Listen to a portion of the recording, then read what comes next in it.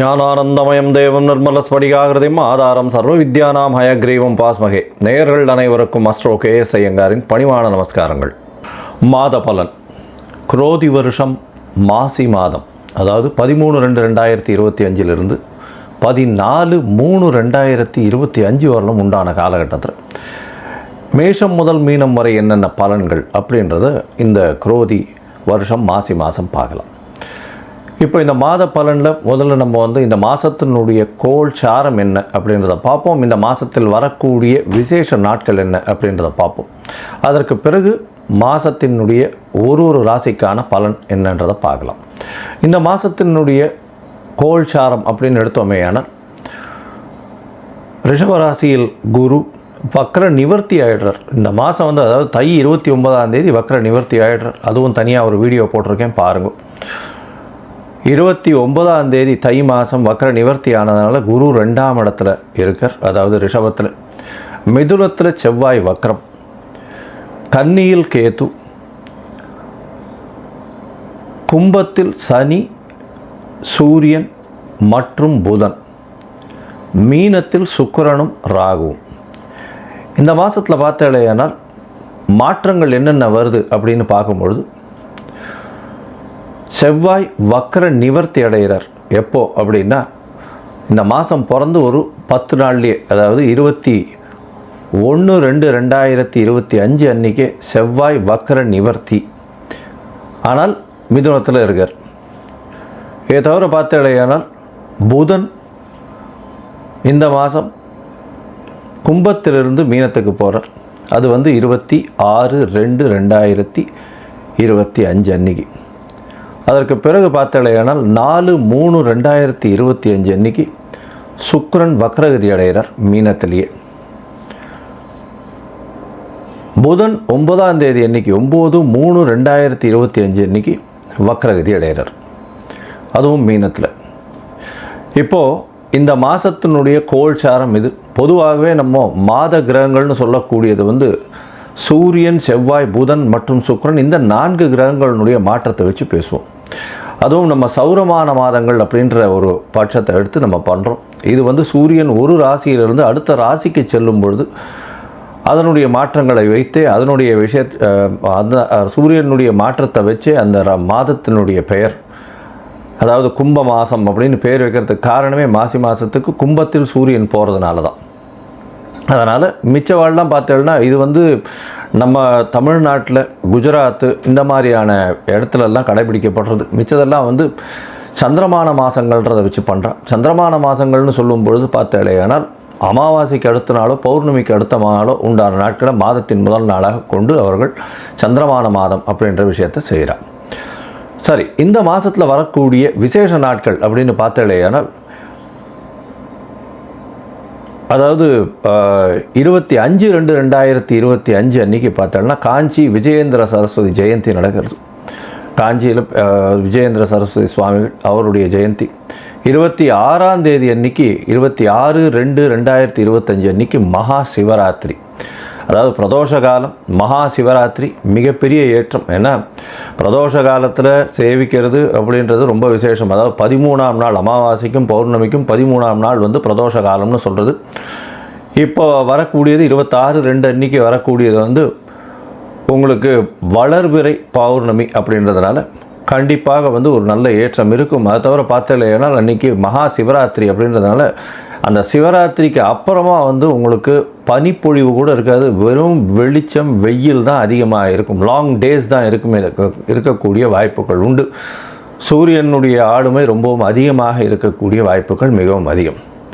அதனால் வெயில் அதிகமாக இருக்கக்கூடிய வாய்ப்பு நிச்சயமாக இருக்கும். இந்த மாதத்தில் பார்த்தோம்னா 28/2/2025 அன்றைக்கி மாசி அமாவாசை. அது ஒரு பெரிய விசேஷம். மாசி அமாவாசைன்றது அமாவாசைன்றது சூரியனும் சந்திரனும் சேர்ந்து இருக்கக்கூடிய ஒரே பாகையில் இருக்கக்கூடிய விஷயம். இந்த காலகட்டத்தில் சூரியனும் சந்திரனும் சேர்ந்து இருக்கும் பொழுது என்னென்ன யோகங்கள் வரும் அப்படின்றது தனியாக வீடியோ போட்டிருக்கோம், அதில் போய் பாருங்க. இன்ஃபேக்ட் அது நல்ல ஒரு விஷயங்கள். சூரியனும் சந்திரனும், அதாவது யாராவது ஒருத்தர் உச்சமோ ஆட்சியோ இருந்தால்னா நல்ல ஒரு ஏற்றம் கிடைக்கும். இல்லைன்னா சுபர்கள் வீட்டில் இருந்தால்னா நல்ல ஒரு ஏற்றம் கிடைக்கும். இந்த மாசி அமாவாசை நல்ல ஒரு ஏற்றம் கிடைக்கக்கூடிய நாள். அதற்கு பிறகு பார்த்தோம்னா 12 3/2025 அன்னைக்கு மாசி மகம், அது வந்து பௌர்ணமியை சேர்ந்து வரும். மாசி மகம் ஏன்னா சூரியனுக்கும் சந்திரனுக்கும் கிட்டத்தட்ட 180 டிகிரி, அதாவது சூரியன் கும்பத்திலையும் சந்திரன் வந்து சிம்ம ராசியிலையும் இருக்கக்கூடிய காலகட்டம். பௌர்ணமி வெளிச்சம் வந்து ஒரு பெரிய அட்வான்டேஜ் என்னென்னா, இதில் பிறந்தாள்னா ராஜா போல அவர்களுடைய வாழ்வு அமையும். ராஜாளும் இது அவர்களுக்கு கிட்டும். இதில் என்ன விசேஷம் அப்படின்னா, சூரியனுக்கும் கார்த்தாலேருந்து சாயந்தரம் வரலும் உங்களுக்கு வெளிச்சமாக இருக்கும். சந்திரனும் பௌர்ணமி சந்திரனாக இருக்கிறதுனால இரவு முழுவதும் வெளிச்சமாக இருக்கும். ஸோ ரிலேட்டிவ்லி பார்த்தோம்னா என்டையர் டே அண்ட் நைட் ரெண்டுமே ரொம்ப வெளிச்சத்தில் இருக்கக்கூடிய காலகட்டம். அதனால தான் வெளிச்சம் அதிகமாக இருக்கக்கூடிய காலங்கள், அதுவும் வந்து பௌர்ணமி காலங்கள்னும் பொழுது ரொம்பவும் ஏற்றம் இருக்கக்கூடிய வாய்ப்புகள் உண்டு. இந்த மாசி மகம், அதாவது பௌர்ணமி காலகட்டத்தில் பிறக்கக்கூடிய எல்லா குழந்தைகளுக்கும் பெரிய ஆளுமை இருக்கக்கூடிய வாய்ப்பு உண்டு. இதை பற்றியும் வந்து நிறைய சொல்லியிருக்கோம். இந்த இதில் யூடியூப் சேனலில் நிறைய சொல்லியிருக்கேன். இதற்கு பிறகு பார்த்தேனால் இந்த 14/3/2025 அன்னைக்கு காரடையான் நோன்பு, இது வந்து ரொம்பவும் விசேஷமான காலகட்டம். காரடையான் நோன்பு அப்படின்னு சொல்லக்கூடியது வந்து மாசியும் பங்குனியும் கூடுறது அப்படின்னுவா. அதாவது கார் அப்படின்னா வந்து கருப்பு நிறம், இருண்ட இடம், யமலோகம் இதெல்லாம் குறிக்கக்கூடியது. இதை கார் அப்படின்றது. அடையான் அப்படின்னு, கார் அடையான்றது, அடையான்றது அடைய மாட்டான் அப்படின்னு சொல்லக்கூடியது. அதாவது பெண்கள் வந்து தன்னுடைய கணவருக்குன்னு, அதாவது திருமணமான பெண்கள் தன்னுடைய கணவருக்குன்னு விரதம் இருந்து செய்யக்கூடிய ஒரு பெரிய விஷயம் இது. இந்த காரடையான் நோன்பு நோற்பது பெரிய விஷயம். இதன் மூலியமாக தன்னுடைய கணவருக்கு ஆயுள் விருத்தி ஏற்படக்கூடிய வாய்ப்பும், அவர்களுக்கு வந்து மாங்கல்ய பலம் அதிகரிக்கக்கூடிய வாய்ப்பும் நிச்சயமாக உண்டு. இதனால தான் கார் அடையான் நோன்பு அப்படின்னு பேர். இந்த சாவித்திரியினுடைய கதையை சொல்வா, சத்யவான் சாவித்திரியினுடைய கதையை சொல்வா. அவர் வந்து சத்யவானுடைய உயிரை மீட்டு கொண்டு வந்தவள் அப்படின்றதுனால அந்த காரடையான் நோன்பு மிகவும் விசேஷமாக சொல்லப்படுகிறது. பங்குனி மாதத்தின் முதல் நாள் அன்றைக்கி பண்ணுறது. அதனால் பங்குனி பிறந்த உடனே அதை பண்ணுவாள். நார்மலி பார்த்தாலேனால் அந்த காரடையான் நோன்பு டைம் வந்து சாயந்தரம் 5:30லேருந்து 6:30 வரும். அந்த டைம் வந்து நான் தனியாக போடுறேன் உங்களுக்கு. இதை தவிர பார்த்தோம்னா நார்த் இந்தியாவிலலாம் ஹோலி பண்டிகைன்றது விசேஷமாக கொண்டாடுவோம். ஹோலி பண்டிகைன்றது வந்து ஒரு அதாவது பெண்கள் வந்து தன்னுடைய தமையன் தம்பி, அதாவது பிரதர்ஸ் எல்லாருக்குமே, தம்பி அண்ணன்களுக்கு வந்து கயிறு கட்டி அவர்களிடம் சேவிச்சுட்டு அவர்கள்கிட்ட வந்து பைசா வாங்கிட்டு அவர்கள்ட்ட ஆசீர்வாதம் வாங்கிக்கிறதும், அவர்களுக்காக வந்து ரொம்ப வேண்டிக்கிறதும், அவர்களுடைய உடல்நிலை நல்லபடியாக இருக்கணும்னு வேண்டிக்கிறதும் அவர்களுக்கு பெரிய மகிழ்ச்சியை கொடுக்கும். ஆண்கள் பெண்களை வந்து தன்னுடைய என்ன சொல்கிறது சகோதரிகளாக பாவிக்கக்கூடிய ஒரு பெரிய ஒரு பண்டிகை. இது வந்து ஹோலி பண்டிகையாக கருதப்படுகிறது. இது வந்து நார்த் இந்தியாவில் ரொம்ப ஃபெமிலியர், மிகவும் அந்த கலர்ஃபுல் ஃபெஸ்டிவலாக இருக்கும், ரொம்ப ஏற்றத்தோடு இருக்கக்கூடிய காலகட்டம். சரி, இந்த மாதம் மேஷம் முதல் மீனம் வரை எப்படி இருக்குது மாசி மாதம் அப்படின்றத பார்ப்போம். அதற்கு முன்னாடி என்னுடைய மொபைல் நம்பர் கீழே ஸ்டாலிங்கில் போயிட்டுருக்கோம். உங்களுக்கு அஸ்ட்ராலஜிக்கல் கன்சல்ட் தேவைப்பட்டதுன்னா நீங்கள் எனக்கு ஃபோன் பண்ணுங்க. உங்களுடைய date, time, place of birth, உங்களுடைய பெயர், தாய் தந்தையர் பெயர் எனக்கு அனுப்புங்க. முதல்ல உங்களுடைய ஜாதகத்தை போட்டுவிட்டு அதில் வந்து உங்களுடைய நட்சத்திரத்தில் பாத சந்தி இருக்கா, நட்சத்திர சந்தி இருக்கா, அதை தவிர லக்ன சந்தி இருக்கா, லக்ன பாத சந்தி இருக்கா, இதெல்லாம் பார்த்துட்டு, ஏன்னா பொதுவாகவே இந்த சந்தி இருக்கும் பொழுது பார்த்தாலேயானால் அவளுக்கு எந்த ராசின்னே தெரியாது. அதனால் மிருகசீரிஷ நட்சத்திரம் நினச்சிட்டுருப்பா, அவள் வந்து ரிஷப ராசி நினச்சிட்டுருப்பா, மிதுன ராசியாக இருக்கும். இந்த காலகட்டத்தை பார்த்துட்டு உங்களுக்கு சொல்கிறேன். எனக்கு வரக்கூடிய ஜாதகத்தில் பார்த்தா பாதி பேருக்கு அவள் வந்து மிருகசீரிஷம் 1ஆம் பாதம் 2ஆம் பாதம் அப்படின்னு நினச்சிட்டுருப்பா. ஆனால் அவள் வந்து பார்த்தாள்னா 3-4 பாதத்தில் இருப்பாள். அதனால் வந்து ரிஷபராசின்னு நினச்சிட்டுருப்பா, மிதுன ராசியாக இருக்கும். அதே மாதிரி துலா ராசின்னு நினச்சிட்டுருப்பா, அவளுக்கு விருச்சிக ராசியாக இருக்கும். அந்த மாதிரி வந்து பாத சந்திகள் வந்ததே ஆனால் அவர்கள் எந்த ராசியில் இருக்கான்னு தெரியாமையே அவள் வந்து கோவிலில் போய் அர்ச்சனை பண்ணிட்டுருப்பாள். 40 வயசு 50 வயசு இந்த மாதிரி இருந்துட்டுருப்பாள். அதனால் முதல்ல வந்து உங்களுடைய நட்சத்திரம், உங்களுடைய நட்சத்திரத்தினுடைய பாதம், அப்போ வந்து என்ன ஆகும் அப்படின்னா, இப்போ நீங்கள் வந்து இப்போ நல்ல நேரம் நடந்துட்டுருக்குன்னு நினச்சிட்டுருப்பீங்க. ஆனால் உங்களுடைய ஜாதகத்தில் இருக்கக்கூடிய லக்னத்திற்கு பார்த்தாலேயானால் நல்ல நேரம் நடக்கிறது நினச்சிட்டு இருப்பீங்க. ஆனால் உங்களுடைய தசை நல்லபடியாக வேலை செய்யாது. காரணம் என்னென்னா, பாதங்கள் மாறி போய் உங்களுடைய ராசி, லக்னத்தினுடைய லக்னம் இருக்கக்கூடிய ராசி எல்லாமே மாறி இருக்கும். அதனால் முதல்ல வந்து உங்களுடைய லக்னம் சரியாக இருக்கிறதா, லக்ன பாத சந்தி கரெக்டாக இருக்கா, நட்சத்திரம் சரியாக இருக்கா, நட்சத்திர பாத சந்தி கரெக்டாக இருக்கா அப்படின்றத தெரிஞ்சுட்டு உங்களுக்கு அப்பாயின்மெண்ட் கொடுக்குறேன், என்னுடைய கட்டணம் என்னன்றதை சொல்கிறேன், அதை பாருங்கள், அதை அனுப்புங்க. அதை அனுப்பிச்சதுக்கப்புறம் உங்களுக்கு அப்பாயின்மெண்ட் தரேன், அதுக்கப்புறம் பேசலாம்.